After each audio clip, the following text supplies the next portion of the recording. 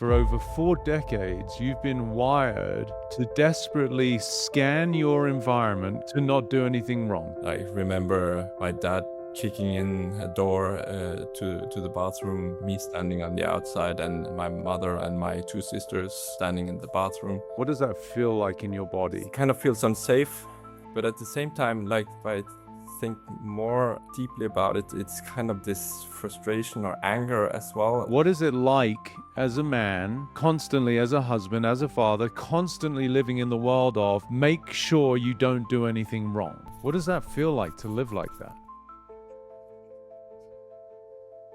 I want you to consider it's a lens that you look through. Whatever you do, don't f up. Whatever you do, don't make a mistake. Whatever you do, don't upset anybody. That's exhausting. It's not who you are. It's a role that you learned at a very young age that has become so embedded in the way that you relate to life that that's now... Well, pleasure to meet you. Pleasure to meet you too. How do I pronounce your name correctly? It's Håvard. Hovard. Hovard. Yeah. Okay, is that, where are you from? Is that German or? No, I'm from Norway. Oh, okay. Yeah, Awesome. Norway, but living in Denmark. Okay, amazing. There are 2 countries I've yet to actually visit, so I've got them on my list to make it sometime to get there.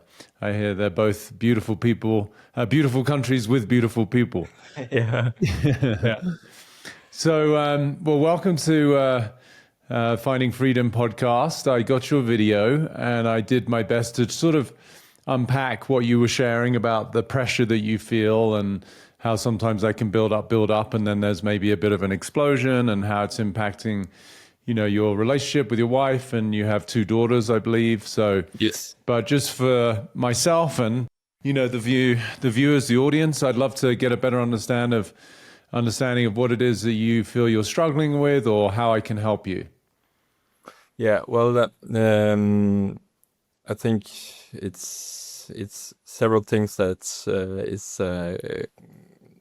kind of building up the pressure. Okay.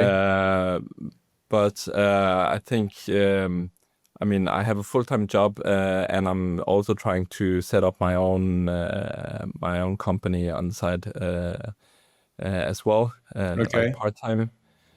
As at the same time as I have 2 daughters of almost 3 and 4 years old. Okay. Beautiful. Yeah, and yeah, then there's I mean there's not a lot of time to have or to build on the relationship with my, or romantic relationship with my wife. Yeah. It's more practical stuff, and yeah. Then there's things at work. I mean,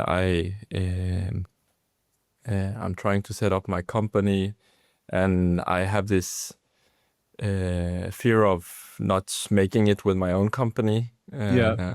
Yeah. And that's also because I've tried to work as a personal trainer on my own before, and now I'm working as a physio. But yeah, I'm afraid to fail, or I guess I didn't fail last time, but I didn't get the business that I wanted to.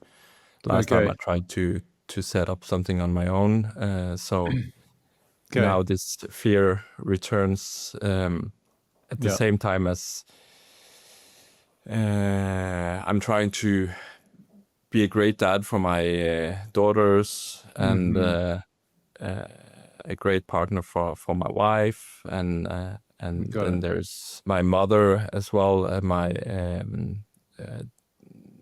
adding to the pressure as well. Trying to be a great son, but feeling the pressure from her that she's missing her grandkids. Okay. Got it. Okay.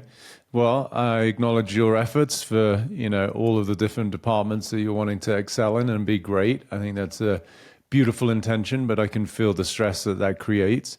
when you were talking about your business that you tried before, was that the same? You were trying to do a personal training business, or No, was it different? now I'm trying to do a physiotherapy business. Okay, but just So independently, just do your own thing versus yeah, working within a bigger firm. yeah, Okay, got it. But before it was you tried to be a personal trainer. yeah.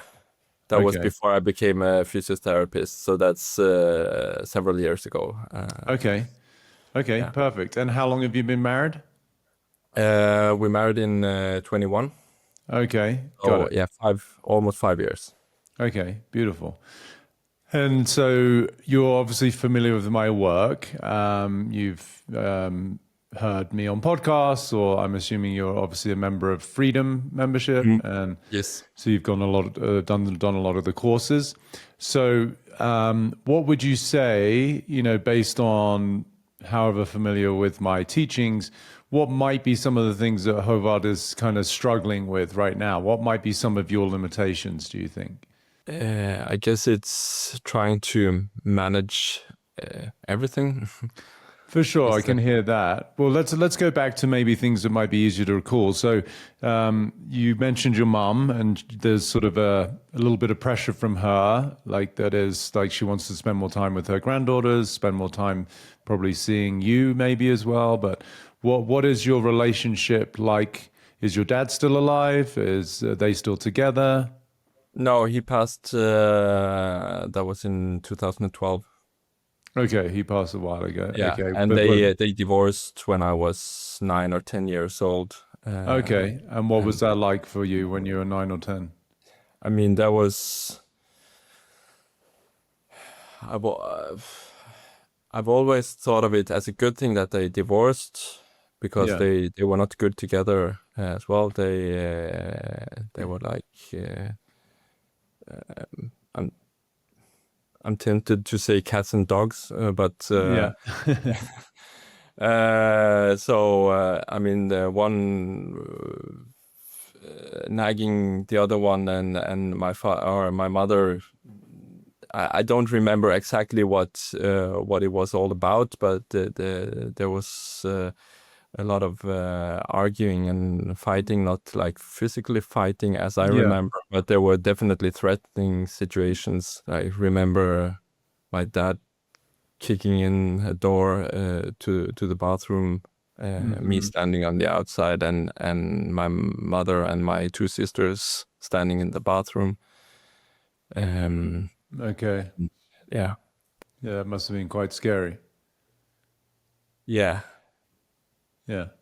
I mean, I don't remember much fear. It's more like just kind of trying to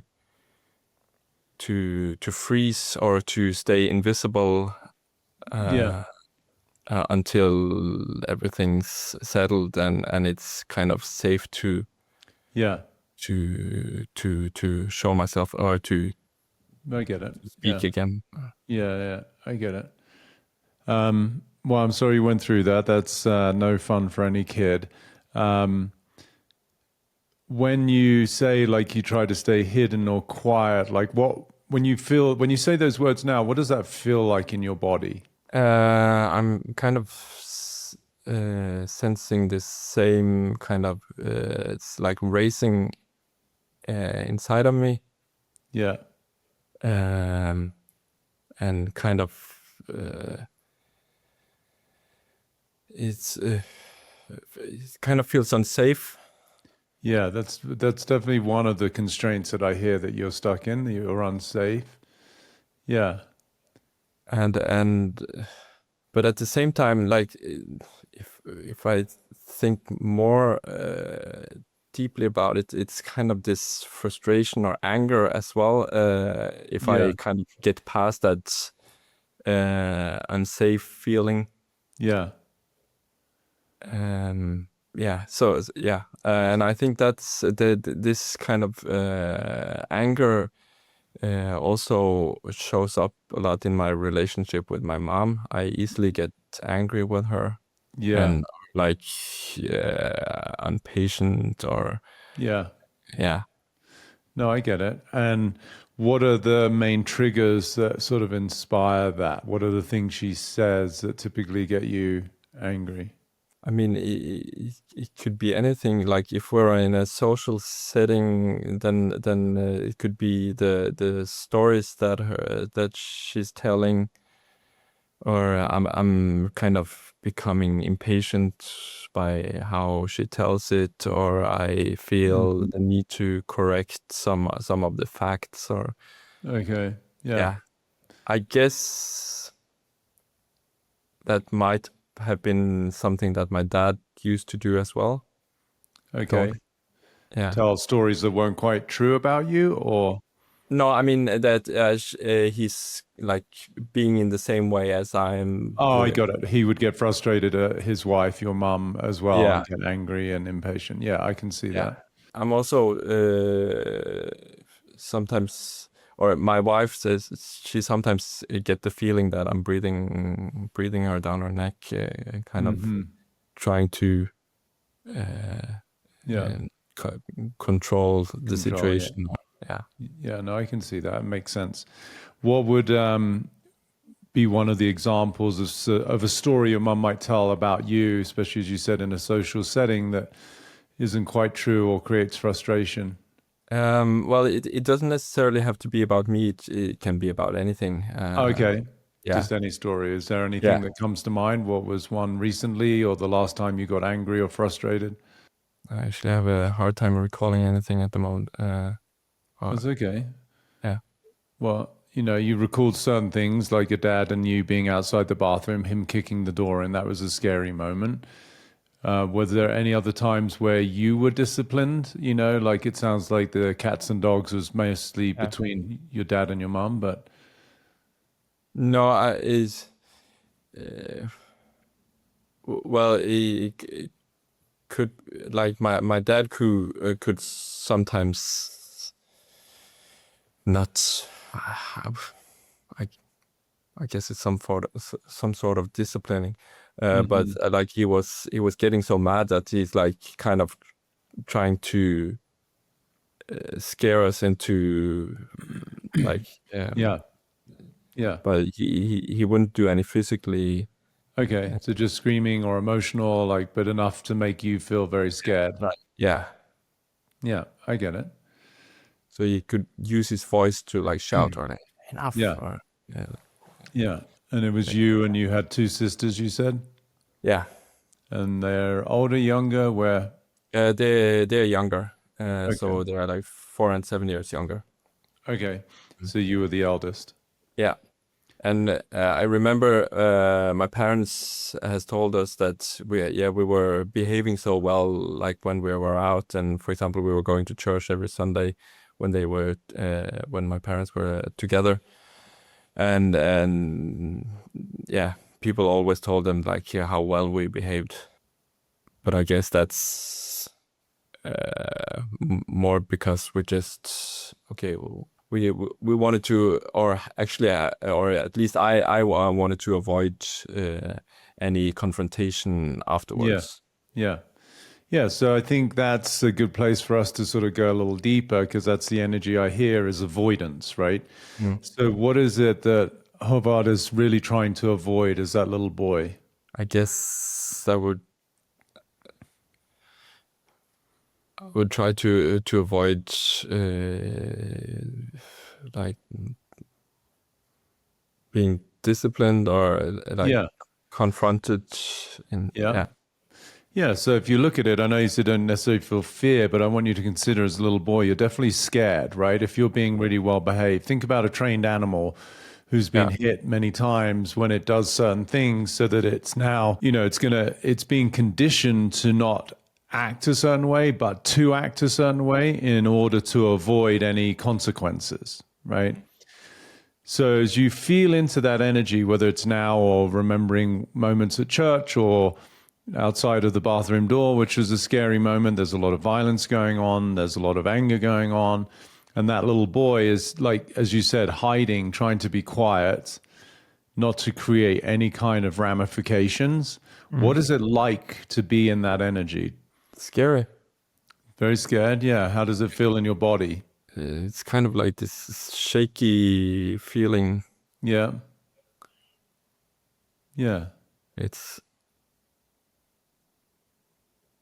kind of hard to describe, but I'm definitely feeling some, yeah, Tightness, like in your yeah. chest, or yeah. It's almost like I'm like still feel that I can't really open that space up. Yeah, I get it. It's yeah, I definitely feel there's something, but it's buried so deep inside that it's Yeah, I get it. yeah. Yeah, you're doing great. You're obviously a very sensitive man, and I can only imagine as a little boy you were incredibly sensitive and maybe a little shy. And, No, man. when you're in the face of a very scary big man, even though it's your dad, that really has a lasting impact that's still, impacting you today, right? It's part of what you're feeling is this pressure. Because if you think about it, any being, whether it's a human, an animal, as I said earlier, that is being told to behave in a certain way, what are you really trying to avoid? You're trying to avoid doing what? I'm trying to avoid like poking the bear. Yeah, perfect. So poking the bear, if we were to keep it as a generalization, you don't want to do anything. Wrong. Exactly. Now think about that. Now I want you to consider, Håvard, your whole nervous system is wired, conditioned, and has been. How old are you now? 45. Yeah, so for over 4 decades, you've been wired Yeah. to desperately scan your environment constantly, 24/7, Yeah. to not do anything wrong. Yeah. Now, as I share that, how does that hit you? You've been wired, conditioned, your whole orientation, the way your brain works in order to survive is don't do anything wrong because this is still your young boy, that there are ramifications, there's consequences. You could get in trouble, you could get hurt, dad's going to get angry, you're going to piss him off, right? All of that whole world of stuff that you're trying to avoid. Now, can you just feel, as I explain, if you're living in a nervous system that's trying not to get anything wrong desperately, Yeah. can you feel the pressure of that? Yeah.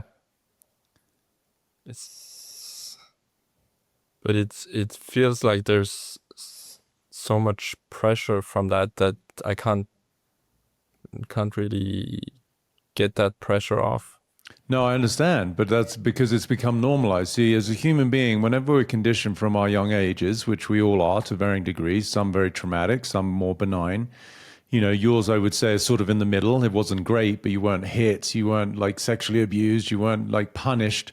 It was more emotional. It was more the fear of your father's look or the sound of his voice or the loudness, right? The anger. That's terrifying for a kid. Yeah. So it's become normalized such that your nervous system is 24/7 on alert, right? Meaning that you are scanning, it's vigilance, right? Vigilance means like you're observant, but with fear, right?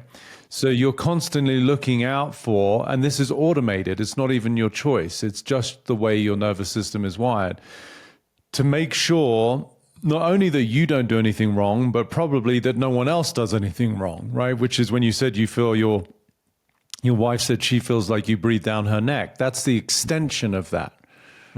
Can you see that? Yeah. So now as you start to just as we unpack this and go a little deeper, what is it like as a man, constantly as a husband, as a father, constantly living in the world of make sure you don't do anything wrong? What does that feel like to live like that? It's exhausting. It's totally exhausting, isn't it? Yeah.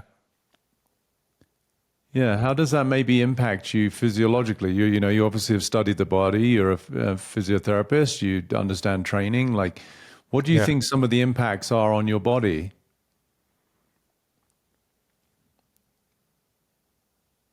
Well, it must be taxing.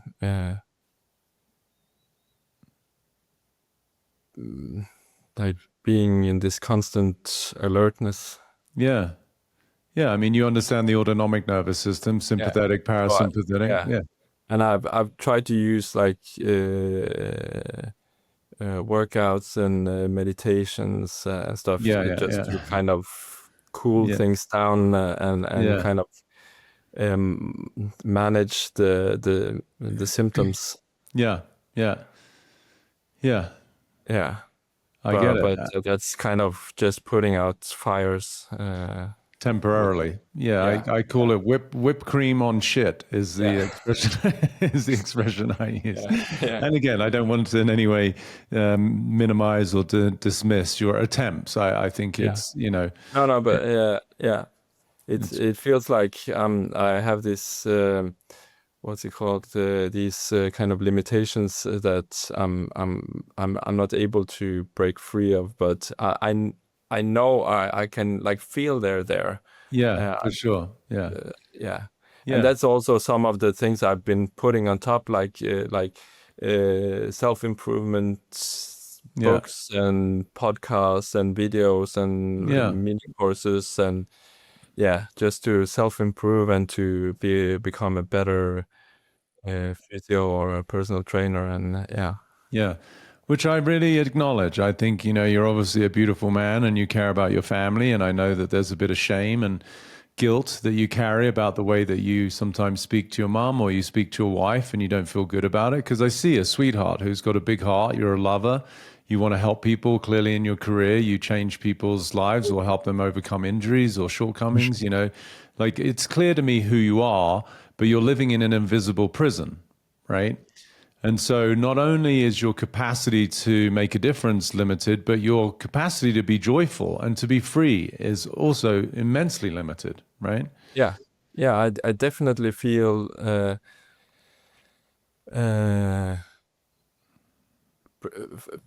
some years ago I really I've never had a problem with alcohol, but I really enjoyed getting a few drinks with my friends and stuff because I felt more joyful Relax. and Yeah. like yeah.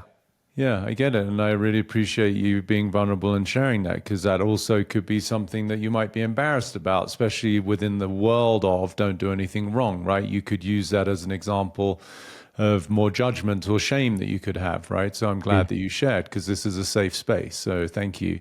And now you can see why a lot of people do drink alcohol or do smoke weed or do take street drugs or even get prescription drugs or they're addicted to sex or food. You know, there's different ways that people try to find relief from this internal prison, which is what my commitment is to help people get out of those constraints. That is part of what I call the 1.0 mindset, right? The world that we live in today is driven by limitation, fear, and suffering, basically. So, yeah, it makes total sense that even a man of your integrity and commitment to being a professional and a good husband and a father, that, yeah, you found some relief in alcohol. I get it. It's totally fine. So, go ahead. No, also to add to the pressure, I in my teenage years, I also kind of felt a little bit proud about like what's it called? I mean, my dad used to be a perfectionist in his younger years, and I kind of adopted that perfectionist mindset or like way of doing everything perfect. Or not everything, but like certain things I did with perfection. Yeah, and did you get acknowledged by him when you did things like that?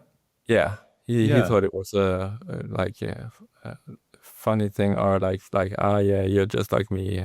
Yeah. So think about that dynamic between a young boy and his father, who pretty much for every young boy is his idol at some level until there's such a disconnect through abuse that the kid can sometimes become defiant or a rebel. But here you are, we've already seen one side of the coin, which is absolutely terrified of doing anything wrong because of upsetting your dad. But then it makes sense. This only reinforces the pressure, as you said, because you got acknowledged when you did things that he approved of. So now you start to see, wow, your whole orientation is basically doing everything you can to keep dad happy and definitely not to upset him. Yeah. That's And my mom is also sort of well, not perfectionist, but she has. I recently discovered that I'm seeking her acknowledgement for sure. all the time, and every time I get disappointed. And that's why you get angry and impatient, right? Yeah. Because you're fighting a battle that you can't win. It's futile. So yeah, what I hear in your mum's energy is more judgment, right? Your dad was more angry and upset, but your mum, by the sounds of it, was quite critical. She's very opinionated, right? So again, you put this triumvirate now, like you're doing everything you can to appease your dad so that he acknowledges you, be seen in a good light by your mum, but at the same time doing everything you can not to upset anybody. Yeah. Right there, just even as I say it, I can feel the pressure. That's insane, right? Especially for a child. Yeah. So even there, you had a nice little bit of a exhale. Do you feel that in your body? A little bit of release? Yeah. Just as we're bringing awareness to it, right? Yeah. Which is the first start. We've got to bring, like, Carl Jung had a great quote. He said, until you bring the unconscious conscious, it will drive your life and you'll call it fate. Yeah. So what we're doing here is through awareness, bringing these unconscious ways that you've been patterned, programmed, and conditioned to the surface so that we can fundamentally investigate them, which is, what we're going to head to. So let's go a little layer deeper. If you're concerned and beyond concerned, scared of doing anything wrong as a behavior, what must that mean about Hovard, about you? If you're worried that you can do something like do anything wrong, what does that say about you? That I'm not good enough? Yeah, I would say that's part of it. That's a precursor to perfectionism, right? The perfectionism is a coping strategy. So ironically, you've actually inherited the legacy of your dad. I know this might be hard for you to hear, but your dad having explosions and anger and frustrations, you have maybe to a less degree, but you show those too, right? You said that. You get angry and frustrated, impatient with your mum. So ironically, and this is, how mimicking in family dynamics works, you sort of taken on the same predispositions and conditioning as your dad. Yeah. Now, you're a more evolved soul. You've come out at a later time in the timeline of consciousness. You're very discerning and conscientious. So you're trying to work on it. Doesn't sound like your dad tried to work on it at all, right? So we're a more evolved species here, which is great with you. But the perfectionism that he had would have also been a coping strategy for probably how his dad spoke to him, right? I don't know how well you remember his dad, your grandfather, but there was probably a continuation of this very disciplined, at times hostile and abusive energy that he also experienced, right? Yeah.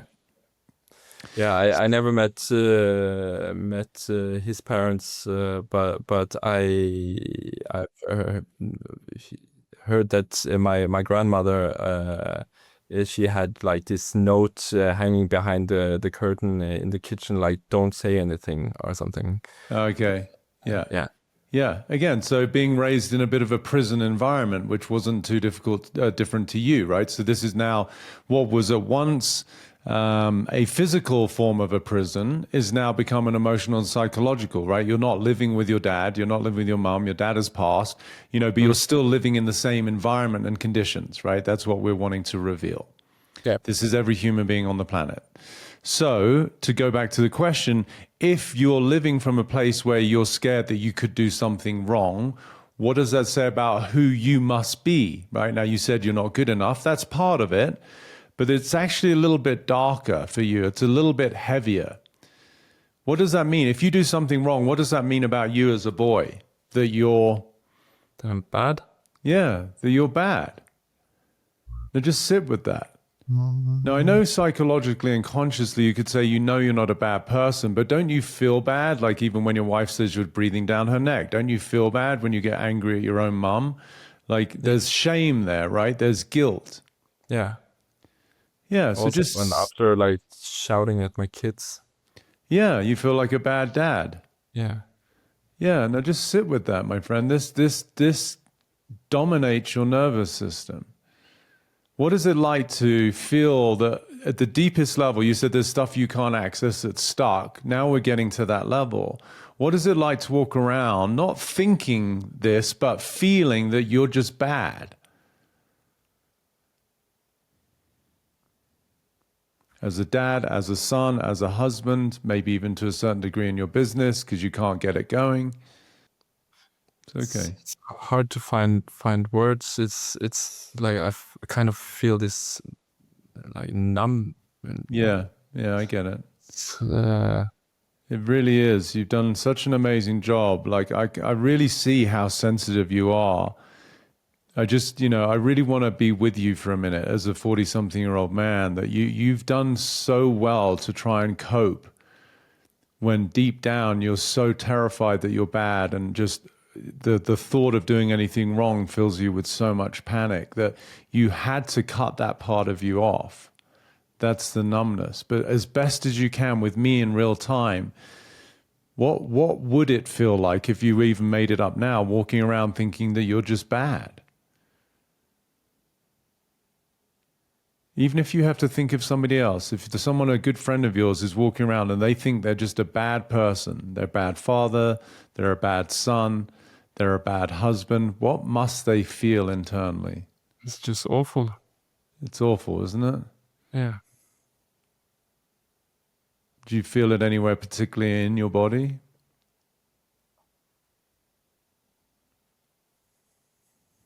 It's in my gut and chest mostly. Yeah, heaviness on your... And also in my head.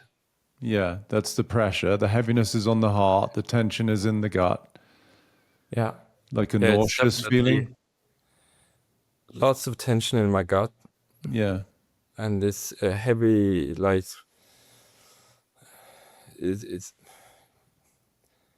kind of like I need to force the breathing. Yeah.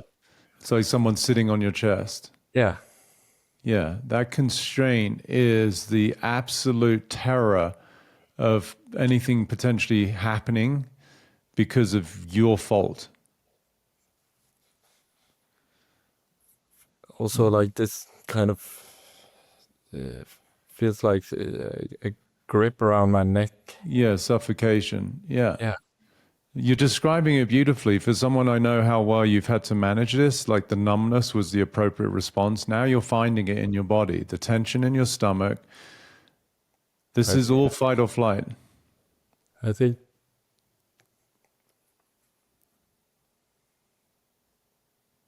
It's okay. You feel it. This is great. Don't resist. You've worked so hard to fight this. It's okay, Håvard. Let it go. This is beautiful.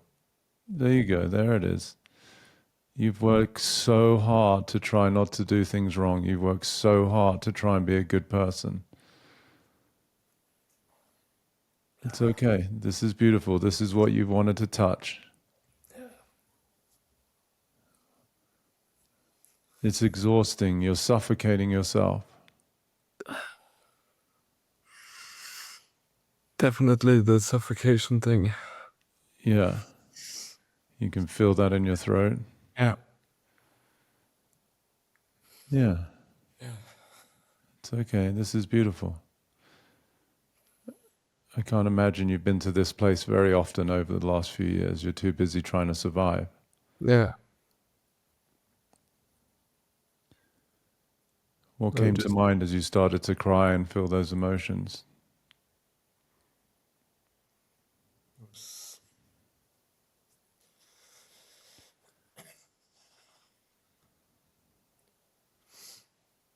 Kind of this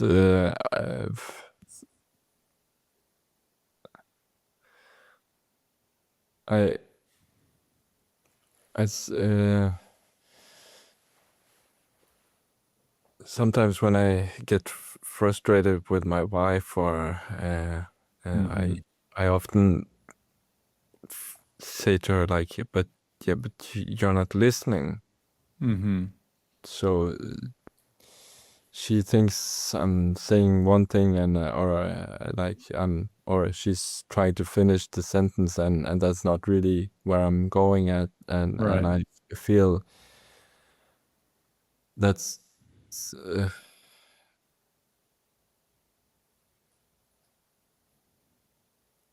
I and I think that's some of the frustration with my mom as well. Yeah.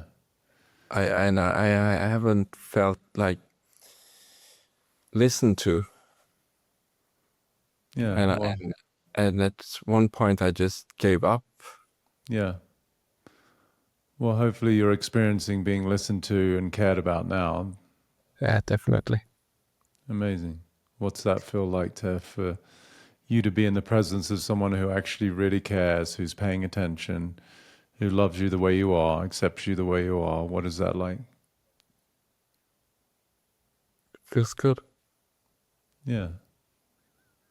It It's all, feels really yeah, good. It's all that boy wanted. good. He was a prisoner in his own home, Man, right? A slave to his own parents, captive to a very unsafe environment. I want you to consider that for over 45 or 44 years, you've been a prisoner. And this is your opportunity to step free. yeah. And that's why I acknowledge you for having worked so hard to try and be a good dad, to try and be a good husband, to try and be a good son, even in spite of your own conditioning. Everybody out there is doing the best they can within the limits of their own, oblivion to their subconscious constraints. And that's why people do get frustrated. People are easily triggered. People get hurt because no one's paying attention. But it's a self-fulfilling prophecy, right? So if you are wired to think that you're a bad kid, you're a bad person, what are you always going to be looking out for? Trouble? Yeah. And trying to avoid it. So when your mom is saying something critical, judgmental, not listening, again, all it's reinforcing is your own hurt. And when we get hurt, anger is a coping strategy for hurt. Nobody's really angry, it's just people are really hurt. And so think about a dog that's been hit one too many times. What happens next time a hand comes near it? It barks, it growls, and maybe even bites, right? That's the dog's version of anger, which is a form of self-protection. Yeah. So if Hovard is in a world of pain internally, it doesn't take much for somebody to say something that occurs to you. It seems like a judgment, a criticism of you, your behavior, whatever you did. Your bucket is already overflowing. Then you just lash out because it hurts, but not because of what they said, because you're already maxed out with hurt. You see? Yeah. You're not an angry person. You're a sweetheart. You're quite the antithesis. You're like a big softie. Right? Yeah. You really are. But you were brought up in an environment where you had to learn to protect yourself. And one of the ways you did that was, first of all, trying to hide, playing small, Yeah. making sure that you don't do anything wrong. But then whenever push comes to shove and you're in a corner, you have to lash out to protect yourself. Yeah. Do you see I that? guess that's why I often feel like, okay, well,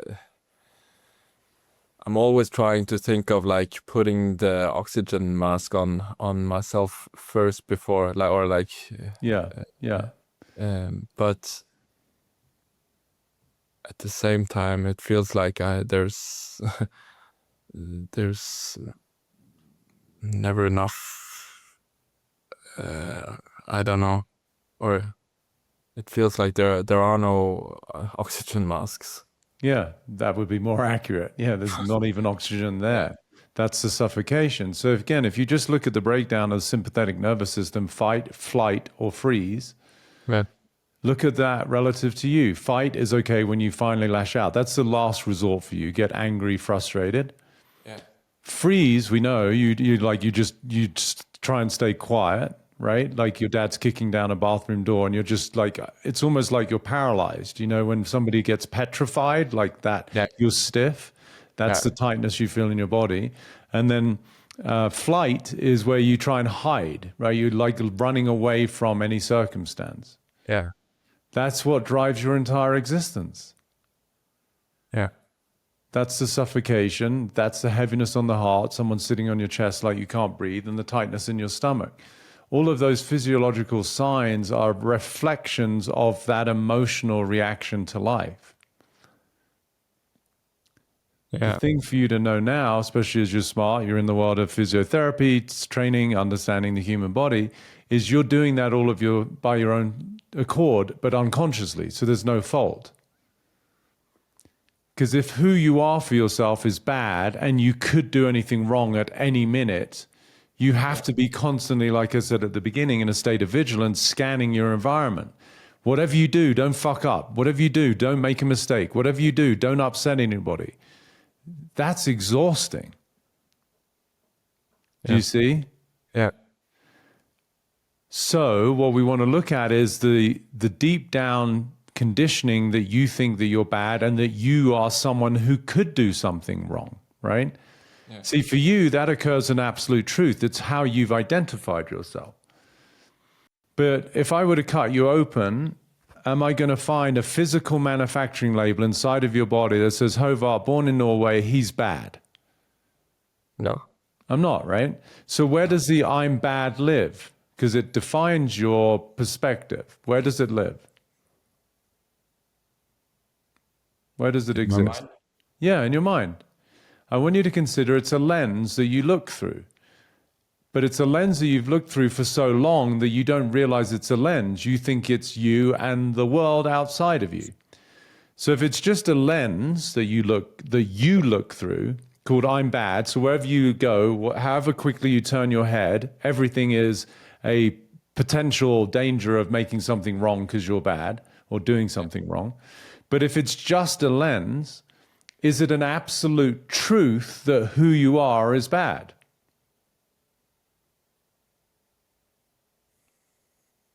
No. It's not. It's not who you are. It's a role that you learn at a very young age that has become so embedded in the way that you relate to life that that's now automated. But it's not a truth, Håvard. It's not who you are. You're the observer. You're the witness. You're the consciousness that looks through that. I'll give you, like, as a very simple example. If I was born with glasses on, I don't have any here, but if they had like this sort of blue tint to them, how would everything outside of me look? Blue. Right. Now listen very carefully. If I was born with the glasses on, like I said, with the blue, nothing would look blue. Everything would look normal. Do you see? Because that's all I've known. I would only see the blue when someone pointed out that I'm wearing them. Right? Do you follow? So what I want you to consider is this is a much deeper esoteric conversation, but as far as I'm concerned, as a soul, we incarnate with these constraints. They get triggered by our primary care providers when we're young because we're here to learn what's on the other side of those limitations.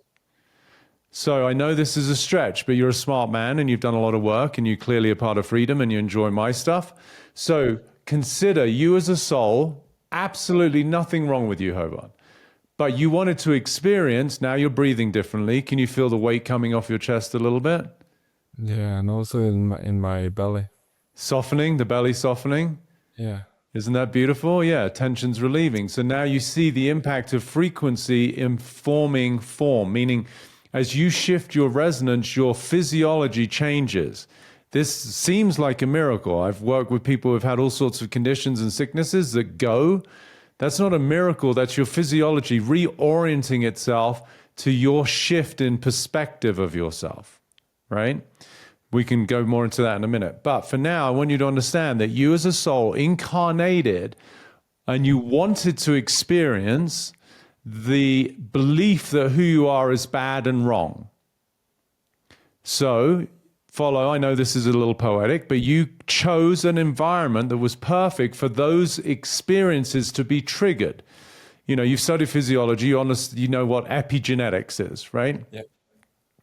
It's above genetics. So we incarnate with our genes that have a multitude of potential expressions that, depending on lifestyle, diet, and for me, predominantly mindset, we activate different expressions, right? Yeah. You could have two twins with the same genetic information. One goes and lives in a monastery, lives a very clean Zen life, and the other one becomes a drug addict and da-da-da. You know, they might both have the predisposition to cardiac disease, but the one living in a monastery, Zen and taking care of it, maybe one day has a tightness in his chest, but his twin, who lives a hedonistic life, has a heart attack, right? So I want you to consider this is what I call emotional epigenetics. So you arrive with these sort of genetic codes in terms of your view of yourself. The above, the epi, is your parents, particularly your dad, but also your mum, that turned on these proteins of I'm bad and I'm not safe and I'm doing something wrong. Then you get to experience that, hopefully, because for me, my work is about having you realize that you're here to break free from those constraints, right? Yeah. So if it's just a lens that Hovard thinks that he's bad, it's not a truth.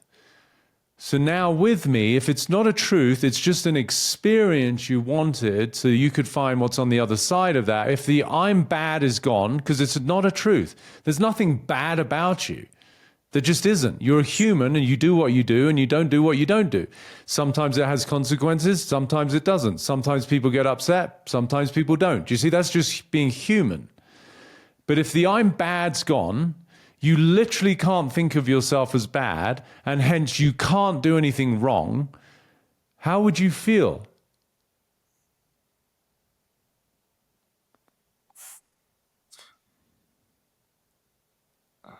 Right now, it feels very foreign. That is such a good response, and I get that more.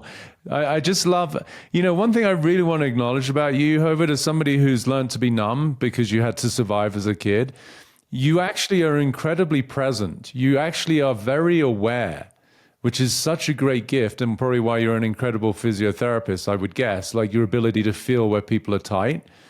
And you're going to become even better at not just being a physiotherapist, but a husband and a father. Because see, when you're present, your sensitivity is a gift. Mm. When you're in fear, your sensitivity becomes the way that you have to protect yourself. Do you see? Yeah. Does that make sense? So the fact that you said it feels foreign is such a great answer because you've had 4.5 decades of living in constraint and fear. What I'm introducing you to is what I call the 2.0 world. It's a different type of human experience. Yeah. This is, my whole legacy as a new operating system for humanity. So yeah, you don't know what the hell it feels like to be free. You've never been free, right? But I guess it must be better. It's slightly better, yeah, just slightly. Or you can walk around feeling suffocated, like someone's sitting on your chest, tightness in your stomach, and you're constantly under pressure. It's your choice. I think it's a pretty easy one. I mean, that smile on your face right now, I can only imagine has not necessarily been that common. Yeah. You're tapping into joy right now, which is your birthright. Yeah. What a gift to your kids, to your two beautiful daughters, especially at their age, and what a gift to your wife to have a husband who is embracing his humanity, knows that he's not a bad person. Now, just so you stay with me, realizing you're not bad, does that mean that you're perfect? No. No, not at all. It means you're human. Right? But you see, that little boy was conditioned to believe there was no room for his humanity. Mm. So this is a bigger question, and I love your response that it's foreign, because I'm introducing you to an experience you've probably never had, apart from when maybe you were 1 or 2 years old before you learned that you were bad. So when you realize that this is all it's all a facade, right? It's all made up, right? That you've never been bad, that you've never like been a horrible kid. When you look back at your life and whatever you did, and it's a yes or no answer, did you ever do anything wrong? And I know it's a tough question. Intellectually, I know the answer is no, but Yeah, in your body and your my memory. body is, Yeah, yeah. No, and this is how I'm deep the fighting impact. against it. Tell me.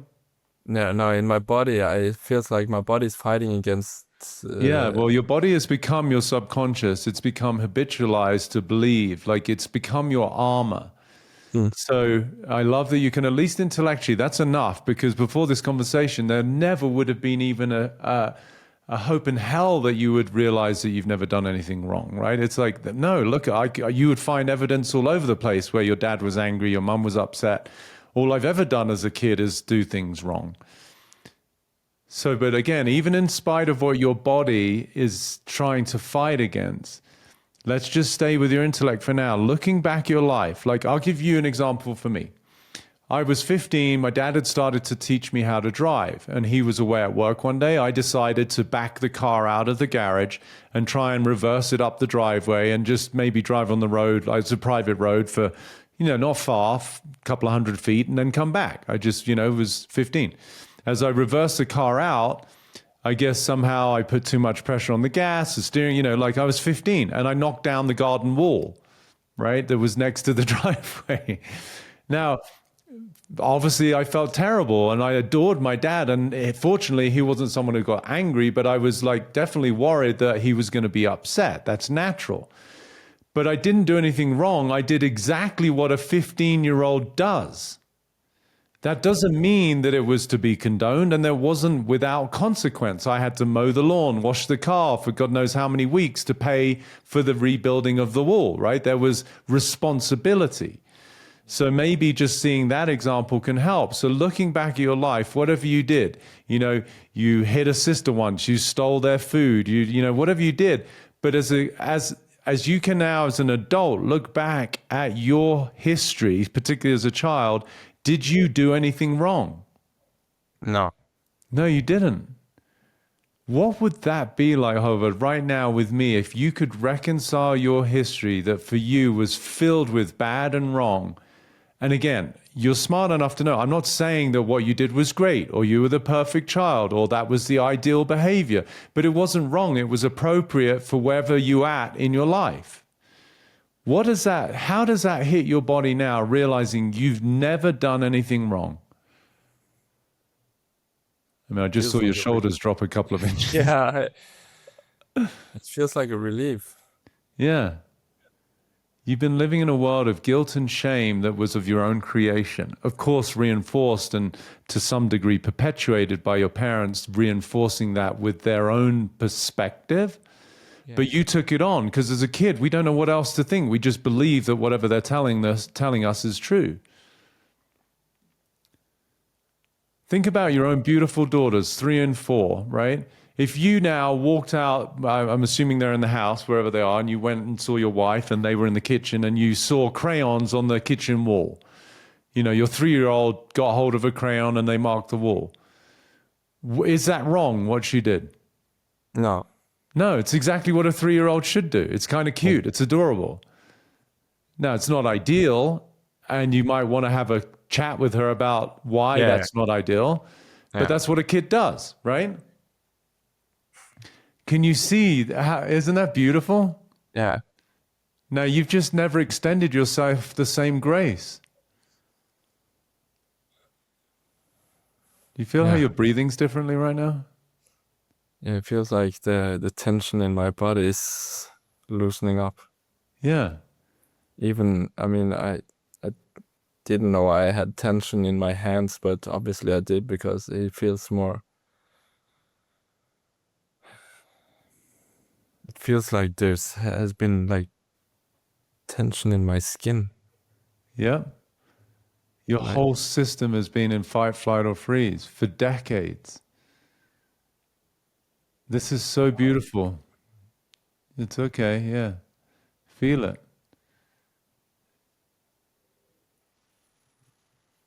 This is beautiful, Håvard. Just feel it.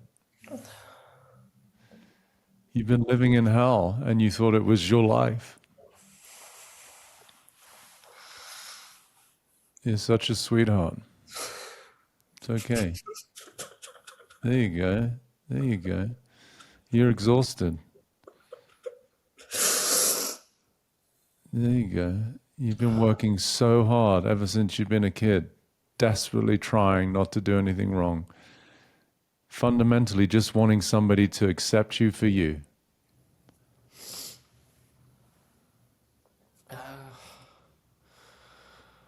Wow.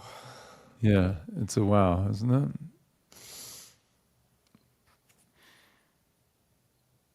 I thought I it feels like I don't know myself at all, or it's like, or no, Yeah. I Yeah. thought I knew kind of myself or how to be me, but it's Yeah. there's just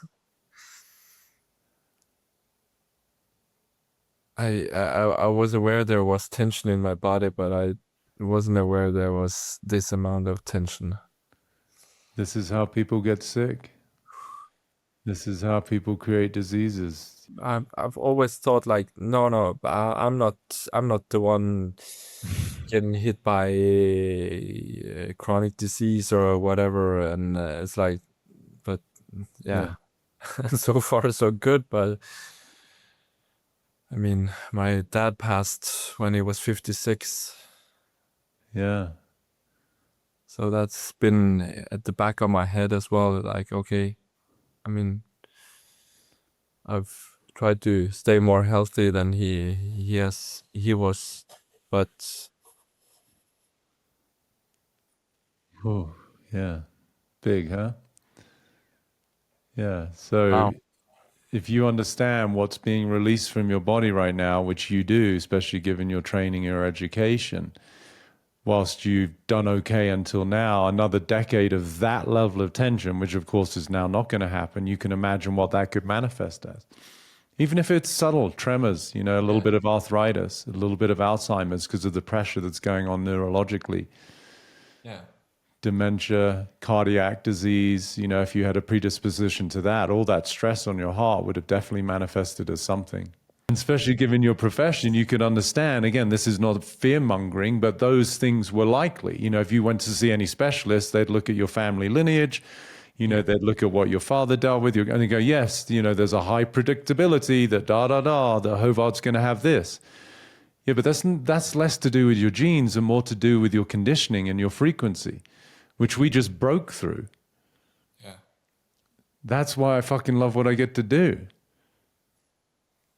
Isn't that cool? You literally, I know what you said is very profound. You don't even know who you are, but now you get to discover. Now you get to find out.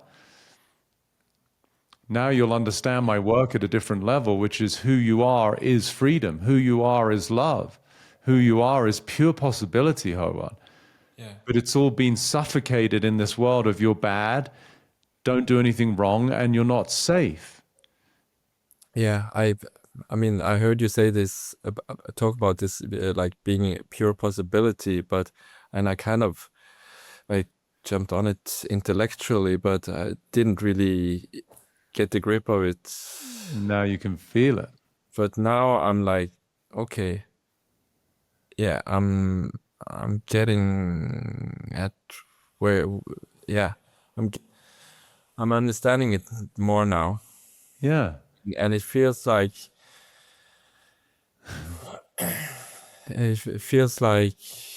this. I have this a little bit of fear of exploring who am I, but at the same time, it's more like this joyful or Yeah. kind of fear, or like It's when like, you're let's say you're jumping out of a plane in Yeah, a yeah, parachute or something. That yeah, kind of fear or joyful fear. yeah. It's called aliveness, Yeah. vitality. Whereas you were numb. I mean, the smile on your face. I mean, when I first saw you, I have no disrespect. I could just see how sad you were. So much heaviness.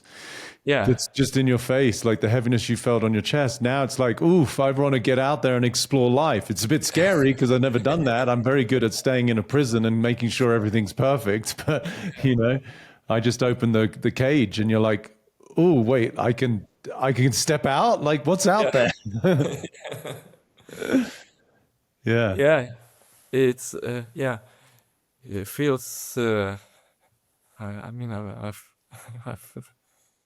I feel more free and more alive, I guess.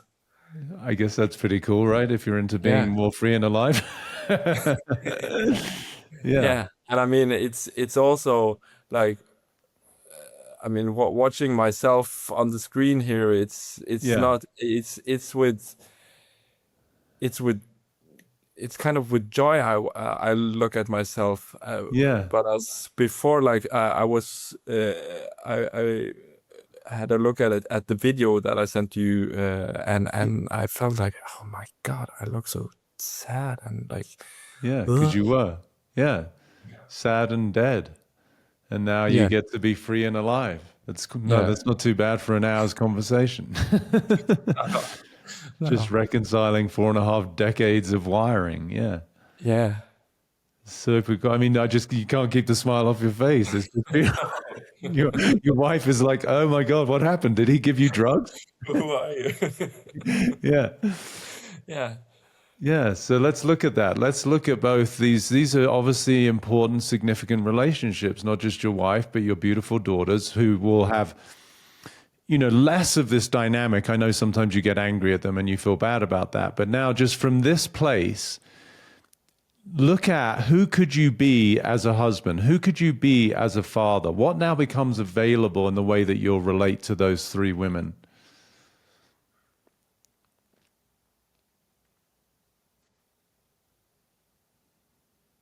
well, I think I will be more present, Yeah, more more joyful, yeah. maybe more silly and like playful. Playful. Yeah. Yeah, and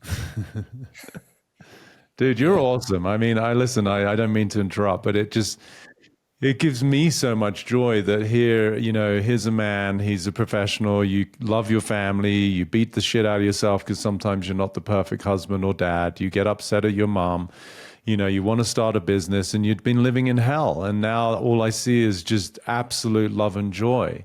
yeah, What I see is a man who just adores his wife, who loves his daughters, who wants to have that play, who's not going to be perfect. Sometimes you might get a little frustrated, but you're not going to get angry.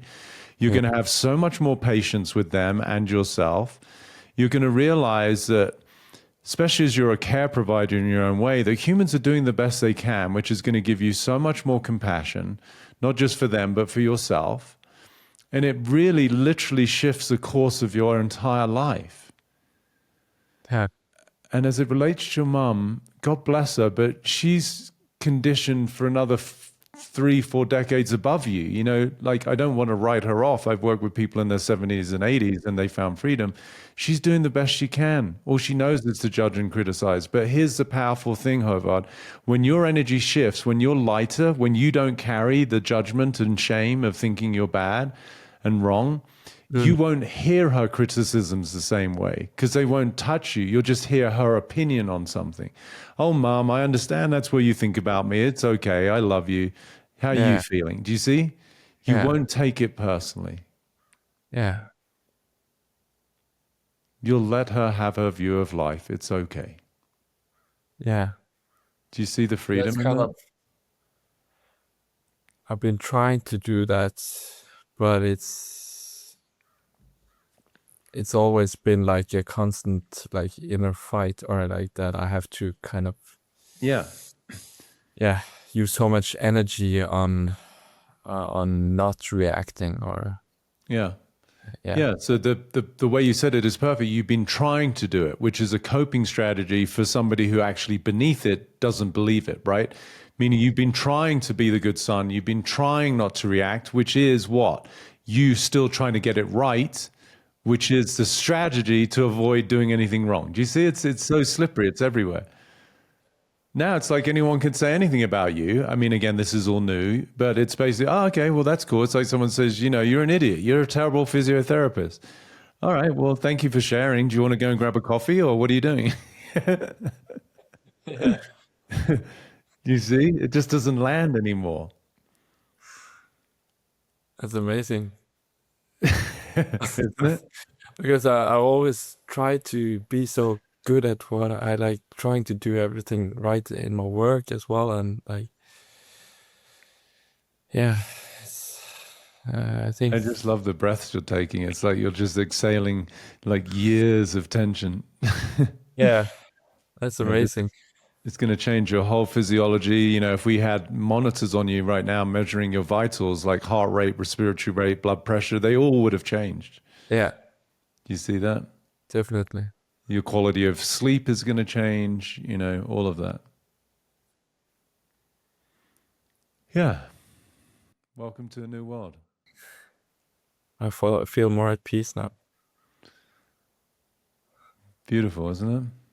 Yeah, I remember, like I heard people say that like, yeah, once you get kids, you kind of feel more at peace, or like kind of you settle down, and like I felt the complete opposite Yeah. Well, you because I would. was trying to getting everything right and managing everything. Yeah. But now I think this is this is some of the peace that Yeah. it might have been talking about. Yeah. Profound acceptance. Yeah.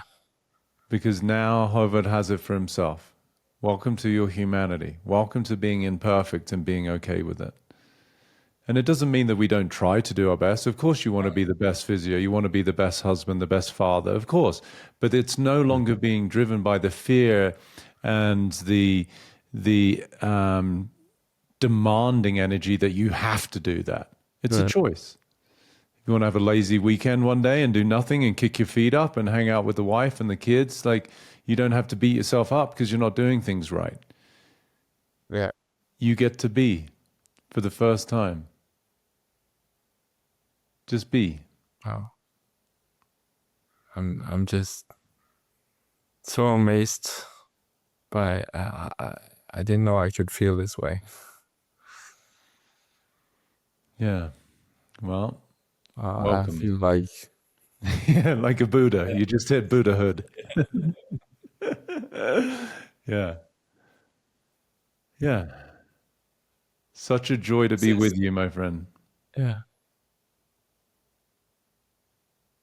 What were you going to say? it's just like the whole world just kind of quiet down. Yeah. And you now also see, now that you're on the other side of the prisons and constraints, how much hurt and suffering is out there in the world. Everybody out there is in a prison that they're oblivious to. Everybody is in limitations that have been driving their thoughts, feelings, actions, and all of their results, including sickness and dysfunction and disharmony and fights.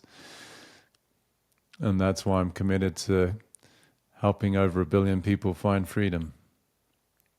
We just got a little closer today with you. Oh, thank you so much. It's absolutely my pleasure. There's something for me in particular, your story's subtle. Some people's it's really, devastating. I'm not saying that your childhood was easy, but you have a nice family, you're a successful physiotherapist, you're very smart. People might look at you and go, well, what's his problem? But now you see that you were living in hell. Yeah, And but I mean, I felt very lucky that I was chosen to be on your podcast, and at the same time, I felt like very like humbled as well, because at one point I also felt like, okay, is this good enough? Is this Yeah. have I endured enough suffering Yeah. to take part of this? And but this is, yeah, wow. Yeah. Thank you so much. You're so welcome. Thank you, because you just helped change the lives probably of millions of people who have also been walking around thinking that they're bad and that they do things wrong. I guarantee there's people in their cars and at home who are sharing in their tears with you. Mm. And this is what I'm so committed to helping people step into this 2.0 world where we live from freedom, love, and possibility. Your wife just got a new husband, your daughter's just got a new father, and even your mum got a new son. You're going to Yeah. walk in there with the biggest smile on your face, and they're like, "Well, what have you been doing? Like, like you've been up to something." Well, drugs. That naughty look. Yeah. So Yeah. this is my invitation to you, my friend. When I don't know if they're at home, I'm assuming because it's evening for you, but go and give your wife the biggest hug, and Yeah. and hold your daughters. If they've gone to sleep, you can see them in the morning, and just share the amount of love that you have. Your heart's now free to fully express itself. Yeah. Sound good? Yeah. Definitely. Can't wait. Can't keep that smile off your face. The before and after is just fantastic. Okay, so just as not as a disclaimer, but just so that, because I know your tendency is to try and get it all right, just know Yeah. that this now takes practice, right? It's like you give people in the clinic, they have to do their exercises. So your exercise is to just be gentle with yourself. It's not about getting it perfect, but realizing fundamentally you're human. You're always doing the best you can, and to keep having grace, forgiveness, and fundamentally self-love and acceptance. Yeah. Okay? That's gonna be much easier now. Yeah, absolutely. Oh, compared to where you lived, you just stepped into heaven. As I say, heaven is a place on earth. Yeah. People think heaven's in the future, hell's No. beneath it. No, it's a state of mind. Yeah. Yeah. Definitely. Well, it's It's an a short absolute, walk from one to the other. it is, isn't it? Yeah. Yeah. But most people are in hell not even knowing that heaven's right next door. Yeah. Yeah. Well, we're changing that. Yeah. Can't wait to explore heaven Yeah. on earth. Yeah. Yeah. Now stepping outside feels more exciting than less fearful. Jumping out of the plane is like, let's fucking go. Definitely. Oh, such a joy to be with you. Thank you for entrusting me with your heart and letting me see you, hold you, hear you, so that you could meet yourself and realize the beautiful being that you've always been. And now you get to step out of the unconscious prisons that you've been living in for 4.5 decades. I think that's a long enough prison sentence. Welcome to freedom. Definitely. Thank you so much, Peter. You're welcome.